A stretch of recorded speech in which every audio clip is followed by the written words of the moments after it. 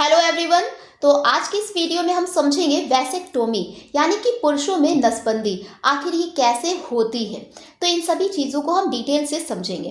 तो देखिए, आखिर इस वैसेक्टोमी का मेन उद्देश्य क्या होता है। इसका मेन उद्देश्य होता है बर्थ कंट्रोल, यानी कि जो बढ़ती हुई जनसंख्या है उसे कंट्रोल करना। और इसके अलावा ऐसे कपल जिनके सफिशिएंट बच्चे हो चुके हैं और अब उन्हें अपनी फैमिली में ज़्यादा बच्चे नहीं चाहिए, तो ऐसे लोगों को भी डॉक्टर्स वैसेक्टोमी की सलाह देते हैं। तो आइए समझते हैं कि आखिर वैसेक्टोमी होती कैसे है। तो इसे समझने से पहले हमें समझना है कि वीर्य यानी कि सीमेन क्या होता है।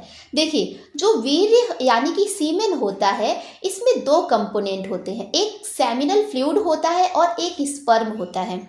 ये जो सेमिनल फ्लूइड होता है ये प्राप्त होता है सेमिनल वेसाइकल और प्रोस्टेट ग्लैंड से।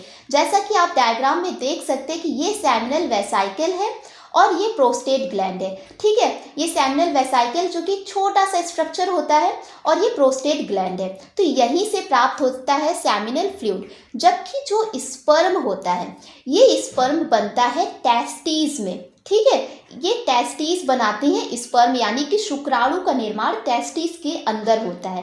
टेस्टिस जिन्हें हिंदी में वृषण बोलते हैं। ठीक है, तो यहीं पे ही स्पर्म यानी शुक्राणु का निर्माण होता है।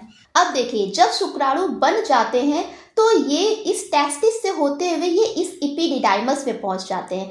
इपिडिडाइमस जो होता है ये एक ऐसा स्ट्रक्चर है जहाँ पे ये स्पर्म 24 घंटे के लिए स्टोर रहते हैं। यहाँ पे ये इसलिए स्टोर होते हैं जिससे कि इनका मैचुरेशन हो पाए।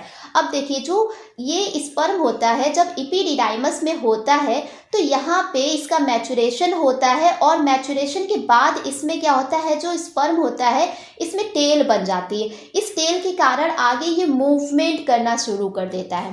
अब जैसे ही इसका मैचुरेशन हो जाता है तो ये इपिडिडाइमस से होते हुए ये पहुंचता है वासा डिफरेंस में। ठीक है, वासा डिफरेंस से होते हुए फिर ये पहुंचता है सेमिनल वेसाइकल में। अब देखिए, सेमिनल वेसाइकल में स्पर्म पहुंचा। अब क्योंकि सेमिनल वेसाइकल में कुछ सेमिनल फ्लूइड भी है, अब सेमिनल फ्लूइड इसमें कुछ मिल गया और आगे इसे प्रोस्टेट ग्लैंड से कुछ निकला हुआ फ्लूइड मिल गया। अब ये स्पर्म इस सीमेन में मिल जाता है।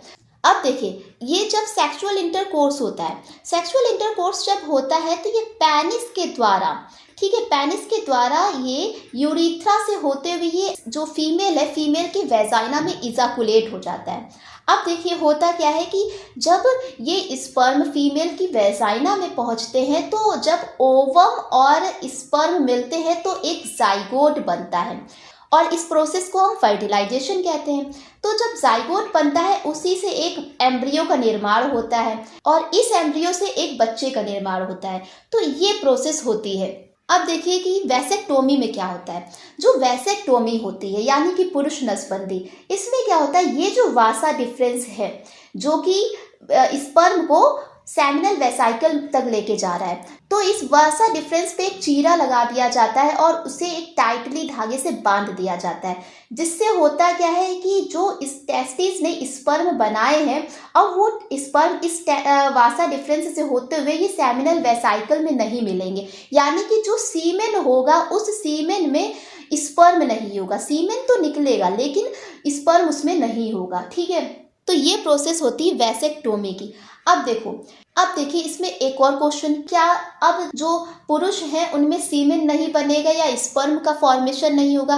तो ऐसा बिल्कुल नहीं होता है। नसबंदी होने के बाद भी स्पर्म का फॉर्मेशन होता है और सीमेन भी बनता है, लेकिन जो सीमेन होता है उसमें स्पर्म नहीं होगा। ठीक है, सीमेन तो होगा लेकिन उसमें स्पर्म नहीं होगा। ठीक है, इस सीमेन में स्पर्म एब्सेंट होगा क्योंकि भाई जब वैसेक्टोमी में हमने क्या किया, वासा डिफरेंस को कट करके बांध दिया है, तो अब ये स्पर्म आगे बढ़ेंगे ही नहीं, सेमिनल वेसाइकल में पहुंचेंगे ही नहीं। तो जो सीमेन होगा सिर्फ और सिर्फ इसमें सेमिनल फ्लूइड होगा और प्रोस्टेट ग्लैंड का फ्लूइड होगा, लेकिन उसमें स्पर्म नहीं होंगे। जब स्पर्म नहीं होंगे तो फर्टिलाइजेशन भी नहीं होगा और फर्टिलाइजेशन नहीं होगा तो कोई भी जाइगोट का निर्माण नहीं होगा। जाइगोट नहीं बनेगा तो कोई भी एम्ब्रियो नहीं बनेगा। एम्ब्रियो नहीं बनेगा तो कोई भी चाइल्ड बर्थ नहीं होगा। ठीक है, तो ये प्रोसेस होती है इस तरीके से। आई होप आपको अच्छे से समझ में आ गया होगा। अगर आपको वीडियो अच्छी लगी, हेल्पफुल लगी, तो वीडियो को लाइक करें और चैनल को सब्सक्राइब करें। इसके अलावा अगर आपका कोई भी क्वेश्चन है, कोई भी क्वेरी है, तो उसे कमेंट बॉक्स में ज़रूर बताएं। Thanks for watching my video.